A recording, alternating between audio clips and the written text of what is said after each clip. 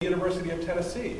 She worked as an education assistant at the Knoxville Museum of Art, and she was also a music director for the campus radio station at UTennessee before moving recently to Minneapolis, where she will be pursuing her master's degree.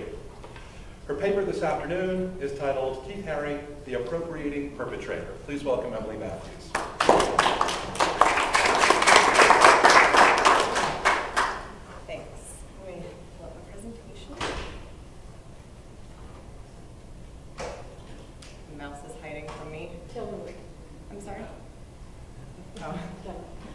Maybe I'm touching it too hard, I don't know. It's like in the neighborhood. There it is. Thanks.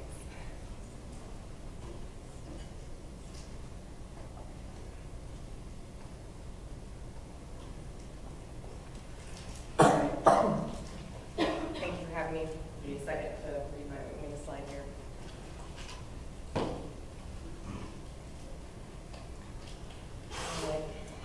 Keith Haring has grown so emblematic of the art scene of the 1980s that many books dedicated to the period have his image on the cover.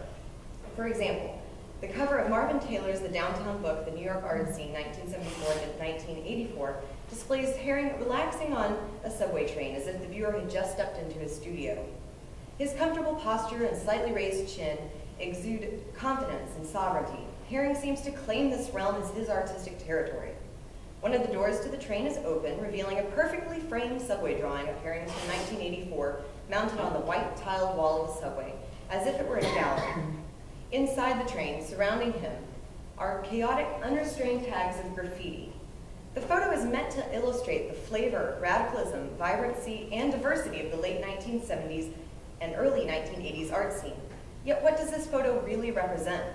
It positions Haring as a leader in the graffiti scene. However, he was not an innovator of the art form. A more accurate representation of the downtown scene might feature someone like Fred Brathwaite, also known as Fab Five Freddy, who took steps to bring his culture's art forms into the mainstream, while also crediting the originators of the hip-hop culture. Haring and his subway graffiti are the essential players in the downtown scene, according to the cover of Taylor's book. But he was not involved in starting the graffiti trend. So why is the Haring image acceptable as the epitome of 1980s art? Almost 18 years have passed since Haring's death, and since then the majority of works published aim to canonize the youthful celebrity as a philanthropic artist for the masses. His identity and work remain on a pedestal as evident of his benevolent and progressive nature. While Haring is indeed deserving of such descriptors, these eulogies do not serve to empower a salient discussion of Haring's artwork. The humanity of the artist is inspiring to read about. However, this sort of hero worship ignores problems of agency and appropriation in Haring's work. In this paper, I will argue that Haring's rise to the status of international art celebrity was due to his ability in the 1980s to sell pieces that were predicated on heavy borrowing from Black visual culture. His status as a white male enabled him to make an art rooted in Black culture palatable to an elite class of New York art collectors. American pop culture is traditionally steeped in hegemony, thus allowing for the commercial exploitation of Black culture in the 1980s. Consequently, Haring's race allowed him the agency to profit from that commercial exploitation. Taylor's cover photo from the Downtown Book is yet another confirmation that Haring continues to be rewarded with posthumous fame, and he is still revered by art critics as the creative force of his scene. In 1978, Haring moved to New York as a student at the School of Visual Arts. The study of signs and their meanings motivated him to design his own language of signs. Experimenting with techniques and media learned from art history lessons in school, Haring created pieces on the floor of his studio that opened onto the street and allowed him to emulate techniques of modern masters like Pollock. This publicly open space allowed for interactions with passersby, which piqued his interest in public art. In the summer of 1979, Haring began to work in the style of artists like Jenny Holzer and Barbara Kruger. These cut-and-paste works were humorous and confrontational. However, their derivative nature did not provide Haring with a style uniquely his own. His street art style progressed as he began posting painted abstract works on paper around the city in early 1980. Then, in the studio, Haring moved away from non-figurative abstractions like this one to working with figures, comic book-like registers, ambiguous narratives, and repeated forms. As Herring was finding his place in the Upper East Side art scene, he met influential figures that began to alter his perspective of public artworks. Fred Brathwaite, whom Herring met at a gallery show in the summer of 1980, introduced him to graffiti art and artists. Wanting to gain their respect and entrance into their social circles, Herring began working on and underneath the streets. In December of 1980, Herring incidentally noticed blank sheets of black paper meant to act as fillers for empty advertising space in subways. Herring tells the story of his discovery in this interview. I quote, "I immediately realized that this was the perfect place to draw. I went back above ground and bought a box of white chalk, went back down and did a drawing on it. It was perfect, soft black paper, chalk drew on it really easily." Stylistically, these figurative pieces were consistent with what he had shown in the previous gallery exhibitions. Filled with the kinetic energy of Herring's line, these neatly framed panels took the gallery format of wall hanging into the subway. Graffiti typically is spray painted directly onto a structure or object with vibrant colors to accent the writer's names. Contrastingly, Herring chose to use a very austere format for his subway drawings. In the following quote from a 1989 interview, he made the observation that the media he chose to use made the works fragile, and because of that, his pieces gained respect. Because they were so fragile, people left them alone and respected them. They didn't rub them out or tried to mess them up. It gave them this other power. It was this chalk-white fragile thing in the middle of all this power and tension and violence that the subway was. People were completely enthralled, end quote.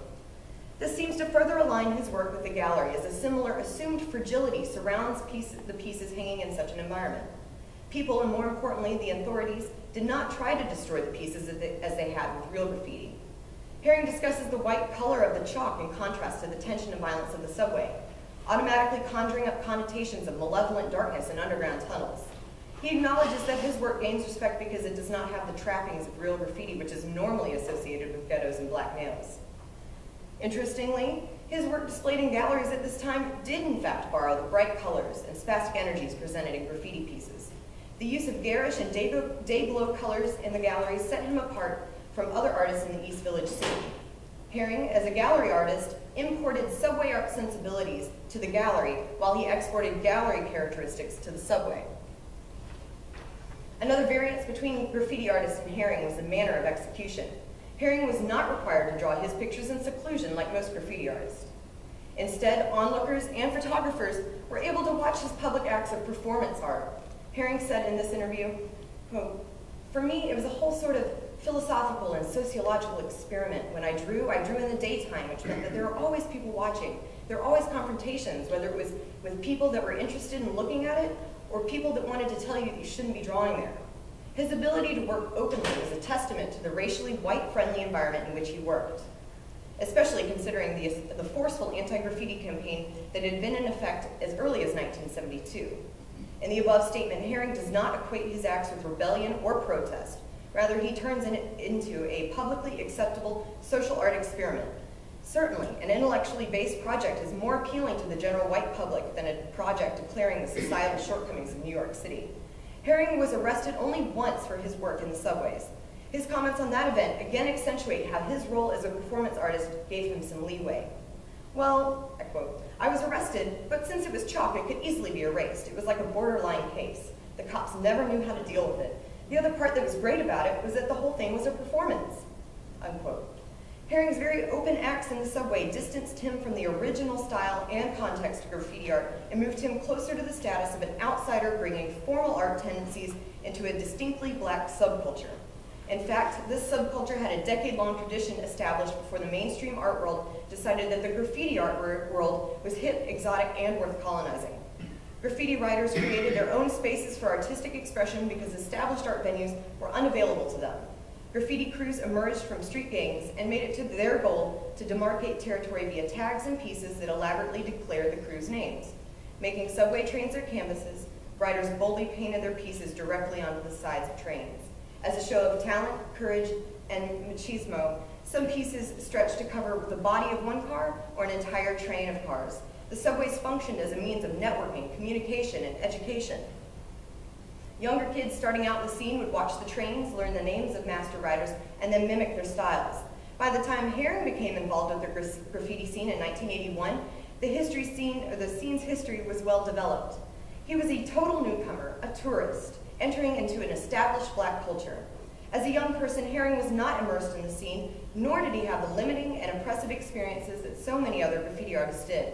Nevertheless, he did not hesitate to appropriate the act of graffiti as a means of expressing his own culturally different position.